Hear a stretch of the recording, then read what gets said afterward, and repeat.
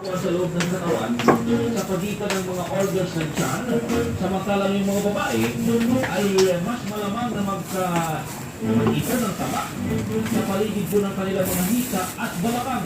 Ang bisirausak naman ay gumagawa po ng mga hormone na maaaring maka-apekto sa metabolismo.